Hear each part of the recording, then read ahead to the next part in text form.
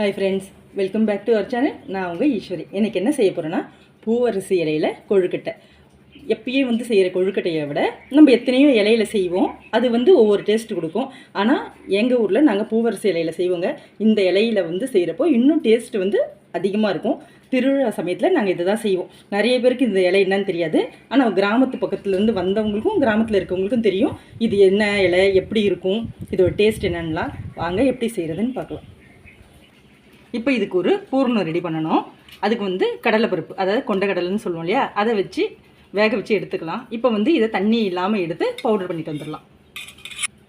பாருங்கள், இது போல் மிக்சியில் பவுடர் பண்ணிக்கலாம். அதுக்குன்னு அப்படியே ரொம்ப மாவு போல் வேணாம், இது போல் இருந்தால் நல்லாயிருக்கும். இப்போ இதுக்கு தேங்காய், வெல்லம், ஏலக்காய் எல்லாத்தையும் எடுத்துகிட்டு வந்துடலாம். தேங்காய் துருவி வச்சுக்கோங்க. வெல்லத்தை இல்லை நாட்டு சக்கரை கூட சேர்க்கலாங்க. நீங்கள் உங்களுக்கு எது பிடிக்குதோ அதை செஞ்சுக்கோங்க. ஆனால் கண்டிப்பாக ஒயிட் சுகர் வேண்டாம், ஏன்னா டேஸ்ட்டியே குறைச்சிரும். இப்போ இது 3 தான் பூரணத்துக்கு. ஒரு 5 ஏலக்காவை கொஞ்சம் சர்க்கரையோடு சேர்த்து அரைச்சி எடுத்துகிட்டு வந்துடுங்க. ஏதாவது ஒன்று தேங்காய் எதுலையாவது ஒன்றுத்தில் கலந்து விட்டுருங்க.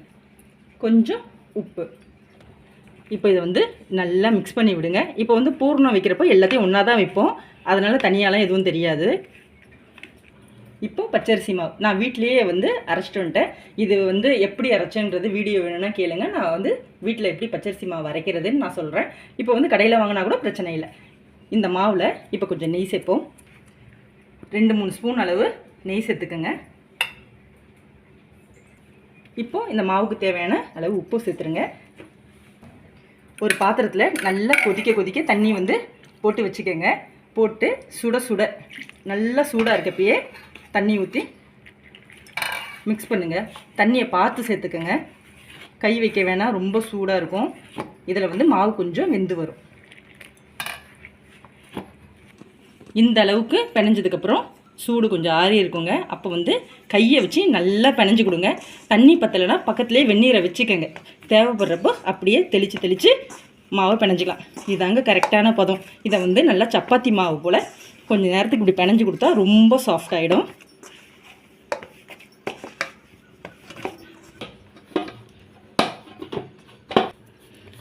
அவ்வளோதாங்க, இது போல் பிணைஞ்சு வச்சுக்கலாம்.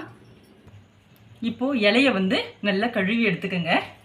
இதில் சின்ன பீஸ் ஒரு உருண்டை பிடிச்சிக்கோங்க. இலையில் இப்படி வச்சு எல்லா பக்கமும் பரத்தி விடணும்.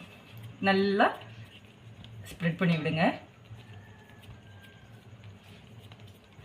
வேணுன்னா பக்கத்தில் கிண்ணத்தில் தண்ணி வச்சு தண்ணியை தொச்சு இது போல் பண்ணுறப்போ ரொம்ப ஈஸியாக வருங்க. ஃபுல்லாக இது பண்ணுங்க. ஆனால் ரொம்ப தடியாக செய்யாமல் மெலிசாக வைங்க, அப்போ தான் சாப்பிட நல்லாயிருக்கும். இப்போ இதில் கொஞ்சம் போல் கடலைப்பருப்பு, கொஞ்சம் போல் தேங்காய், கொஞ்சம் போல் இனிப்புக்கு வெல்லம், அவ்வளோதாங்க. இதை நடுவில் வச்சுட்டு இதை அப்படியே ஃபோல்டு பண்ணணும். இதை அப்படியே மடித்து விட்டு ஓரத்தை இப்படி மடிங்க. இப்படி மடித்தா இது போல் வரும். அவ்வளோதாங்க. இதே போல் எல்லாத்தையும் செஞ்சு நம்ம அவிக்க போகிறோம்.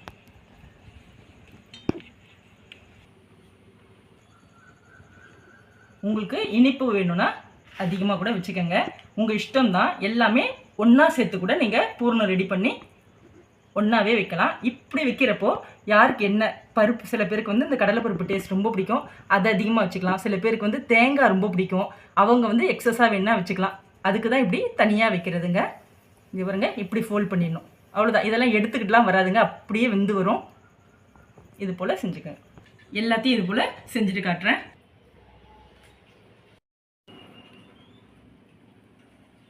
இட்லி பானையில் தண்ணி வச்சுக்கோங்க. மேல் தட்டை வச்சிடலாம். வச்சுட்டு கீழ் தட்டு வேணாம். இப்போ இதில் அப்படியே வரிசையாக அடுக்கிக்கலாம்.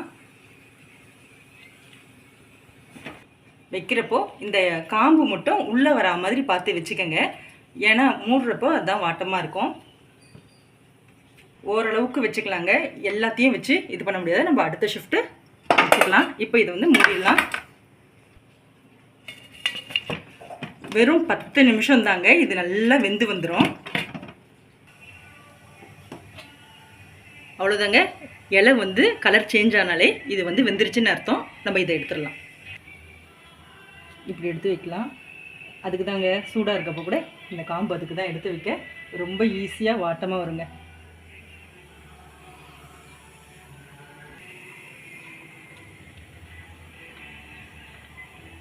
இங்கே பாருங்கள் எப்படி உருகி வெளியில் வருதுன்னு. இப்போ இதை நான் பிரித்து காட்டுறேன். சூடாக இருக்குது.